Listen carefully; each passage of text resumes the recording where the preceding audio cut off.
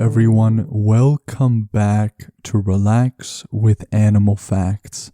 I am Stef Wolfe, and today I am going to be learning with you about our furry, scaly, or possibly even slimy friends. And in today's case, I am not sure exactly where to place this creature because we are covering the oh so wonderful hermit crab.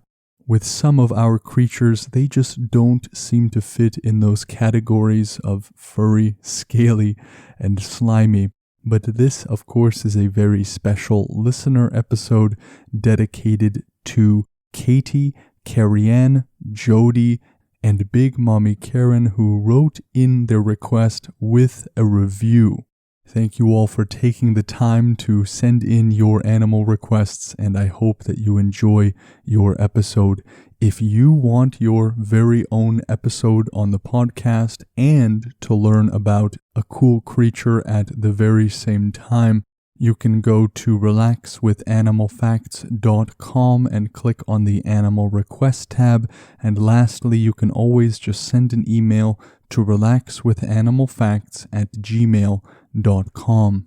I look forward to getting your animal suggestions, and don't be shy. I respond to each and every one of them, and I cherish each and every one of them.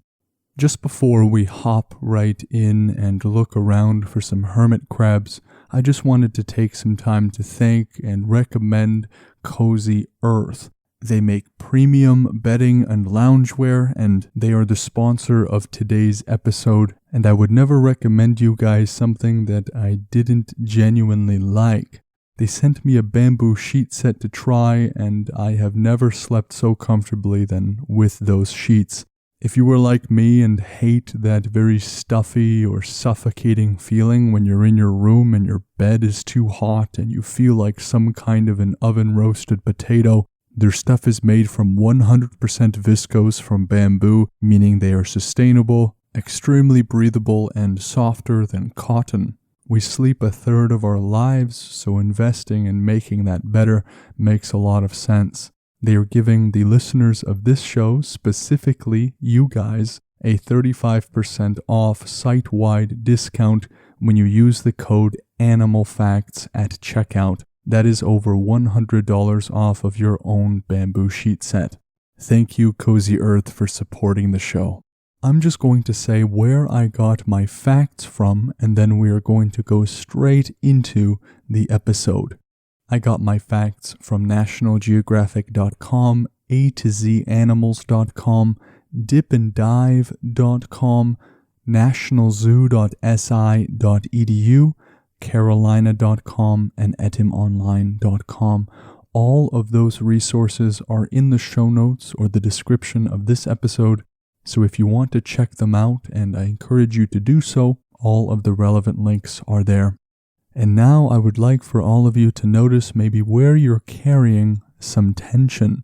Is it in the head, in the neck, maybe in the shoulders somewhere? Everyone here is different, but we really don't need all of that tension where we are going. And so I encourage you to, right alongside me, try to relax those parts of your body that you feel are tensing as we go into this immersive experience together onto the sandy beaches where the hermit crab resides.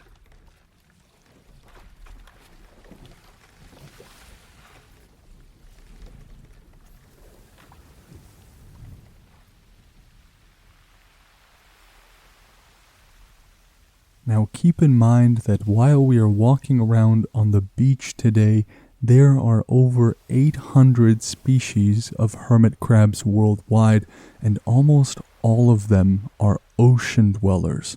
There are some, meaning around a dozen semi-terrestrial species, and these species are the reason why we are on the land today and not scuba diving into the ocean.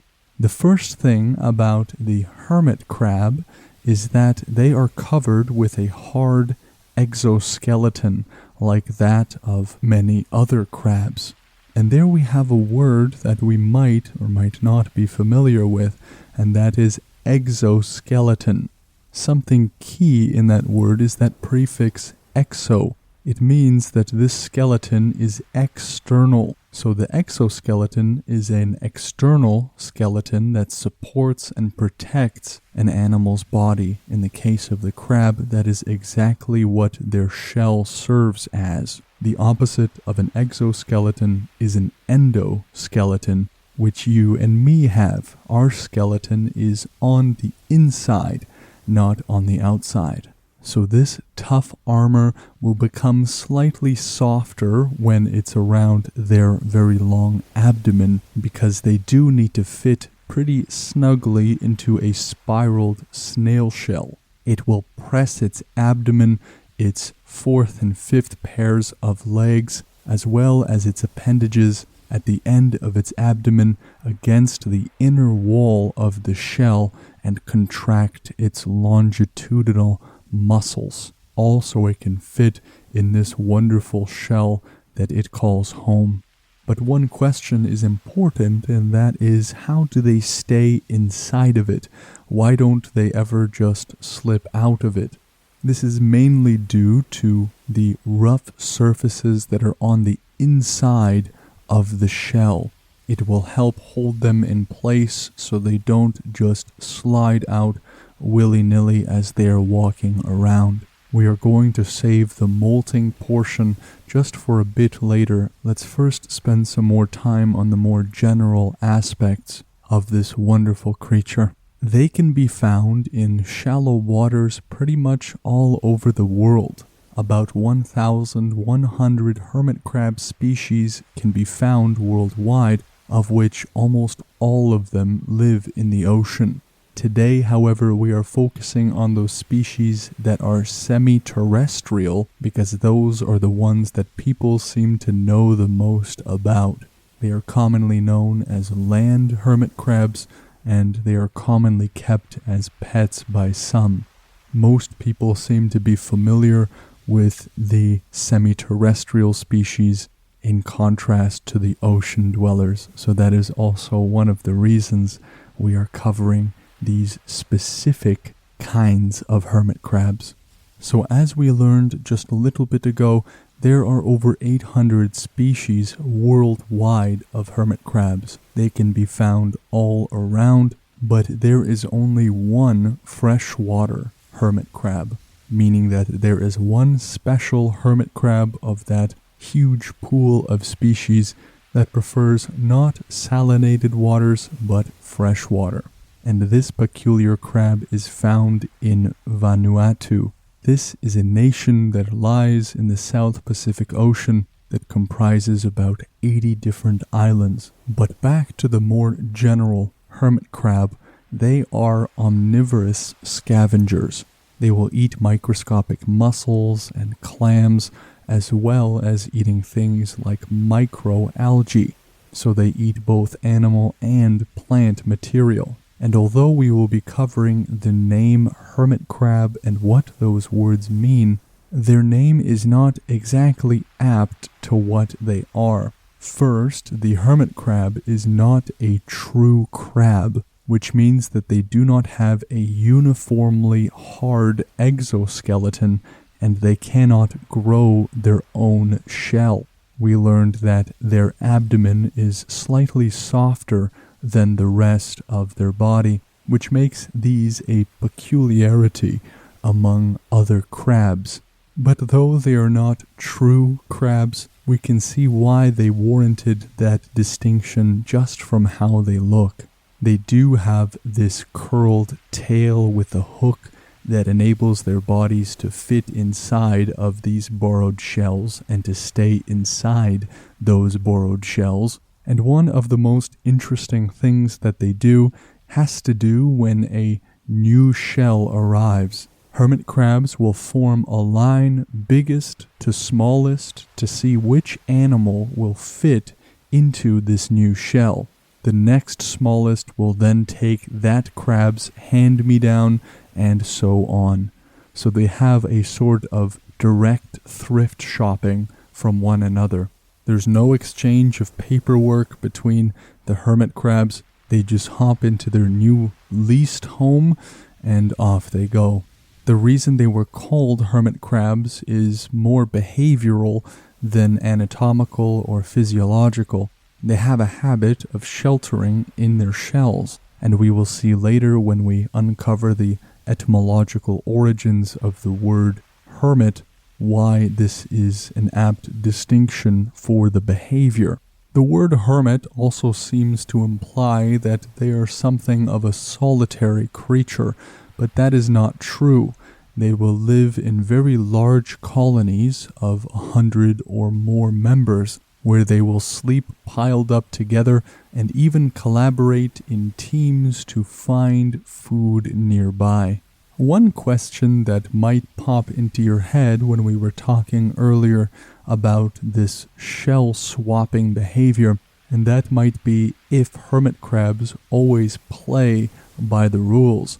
Do they steal other shells? And the answer is that sometimes they don't play by the rules, but stealing shells is not very common behavior. Once a hermit crab grabs the deed of the shell itself, it is often enough to dissuade any other hermit crabs from trying to gain occupation to their little mobile home. But they may sometimes fight or even kill a competitor to gain access to a shell that it really wants. But this sort of competitive behavior, or maybe more agitated behavior, does not really happen with hermit crabs of very different sizes. It seems as though fighting for shells that they would never fit in is not their prerogative. It is only when there are a great number of similar-sized hermit crabs with fewer shells that you might see this happen. They are so good at waiting in line for their shell, in fact, that they will wait for hours sometimes. These shells, it may be important to mention, are also shells from mollusks. Hermit crabs also have reduced gills. Their little gill chambers have these very highly vascularized areas in order to do great amounts of gas exchange. They have stalked eyes, which means that they are propped up in that very familiar shape with acute vision, and they will also have 2 pairs of antennae. These 2 pairs will have different functions, with the longer one used for feeling and the shorter one, which is more of a feathery sort of texture, they will use for smelling and for tasting. They also have sensory hairs that will give them information about their outside world that are a part of this tough exoskeleton. These hairs will act as maybe tertiary kinds of antennae, as sensors for vibration around them. So they really have some interesting things going on. Now let's talk about a process that is very significant, and that is molting. Molting is a process by which they will shed their exoskeletons and then create newer and larger ones to accommodate their bodies as they grow. This molting process happens by pressure. They build up a tremendous amount of water pressure in their body in order to split that old shell to accommodate the ongoing process. Some of them will leave their shell temporarily to bury themselves in the sand as they molt, and some species will store water in their shell before they molt and then just remain there throughout the entire process, which can take anywhere from 45 to 120 days. So here we can see that they are engaging in that behavior of sheltering in their shell as they molt, which is why they were given the name hermit crab. They retreat into the caverns of their mobile home and enjoy a good rest of 45 to 120 days. After that period, when the molting process is finished, they will continue on business as usual. There is some criteria to fit whether or not the shell that they want to inhabit will fit the bill. They are looking at the shell from a visual standpoint. How does the shell look? They will test the shell for its movability. They will look at the texture of it. they will look at the external shape of the shell. The shell's opening can also tell you a lot about it. Is it obstructed by something? Can the hermit crab actually get in the first place? They will see if it is comfortable for them to be inside of it. The last thing they would want is to be flipped over like a turtle, unable to get out. Hermit crabs seem to vary in their mating habits, but we will focus on one here.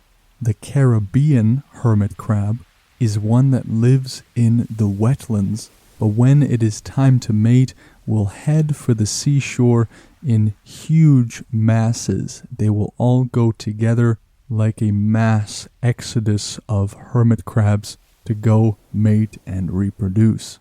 Amidst the chaos of armies of Caribbean hermit crabs, males and females will find each other, come partly out of their shells, and the male will transfer a packet to the female, which will fertilize her eggs before the female carries her eggs to the edge of the water, where just the contact with seawater will cause the eggs to burst and the larvae to float away, promising us a great bunch of amazing new hermit crabs in the future. If hermit crabs, male or female, wish to communicate with one another, they can do so by croaking or chirping sounds. They can also rub their tail, rub their body against the shell, and so they make do with what they have to communicate in ways that they seem to understand. Now let us go to the final fact of the episode, which is the name hermit crab. Where does it come from, or rather, what does it mean? Let's focus first on that word, hermit. It was coined in the early 1100s or the 12th century and was used to describe a religious recluse or someone who dwells apart from everyone else in a solitary place for religious meditation. It goes back to French, to late Latin, and finally to Greek eremites, which literally means person of the desert, which comes from a similar Greek word that means a solitude or an uninhabited region. So we can see why the hermit crab was named so, considering that during their molting process they hide themselves away in close recluse in order to molt. That second word, crab, we might be more unfamiliar with than the first. And this word goes through many different transformations from Old English, Dutch, High German, and even Norse. There is a Dutch word that I'm not even going to bother trying to pronounce, but it means to scratch or claw. The word crab really could have its roots as early as the 13th century, probably from a Germanic or Old Norse word. So here we have one who dwells apart in a solitary place, who scratches and claws. And that is a very literal definition for the hermit crab from its etymology. What a cool creature. Now let us move on to the review portion of the show, in which I read a review from one special listener. And in today's case, it is a review not coming all the way from somewhere, at least for me. It is in Canada, though maybe for you, Canada is far away. The user VNusenV writes, "This podcast makes me laugh, maybe unintentionally, but it's very relaxing and I've learned a lot. The host is very sweet and genuine." Thank you, Veen, for that very kind review. I'm so glad that the show helps you not only to relax and to learn, but also to laugh, as you said, maybe when it was not my intention. I will say that many a time my sense of humor is kind of embedded into episodes in different places if you know where to look, but in general I try to keep jokes to a very bare minimum. Regardless, I'm very glad that you love the show, and I'm equally glad that you are a big part of it. If the show has been helpful for you, the greatest way you can give back is by leaving a review. It helps the show get better. It helps the show grow. I cannot tell you how much this show has changed and grown because of critical feedback that I have gotten. So whether it is 5-star, whether it is 1-star, I would love to know what you like about the show or what you don't like about it. This episode was a fun one. Who does not love a day at the beach? If you want to join me on another beautiful beach to learn about the dodo on the island of Mauritius, you can go on the Patreon page, Relax with Animal Facts. We are currently doing an extinct animal mini-series where so far we have covered the woolly mammoth, the dodo, and the Tasmanian tiger. If you are looking for a link to how to get there, it is in the show notes of this episode. If you have an animal that you would love to learn about and you want your own episode, you can send in your request through the Instagram page Relax with Animal Facts by going to the website relaxwithanimalfacts.com and going to the Animal Request tab. And lastly, you could always send an email to relaxwithanimalfacts@gmail.com. I look forward to your suggestions, and I am so glad that you joined me on our journey today. I hope that you will join me on the next podcast episode with the next animal. Take care.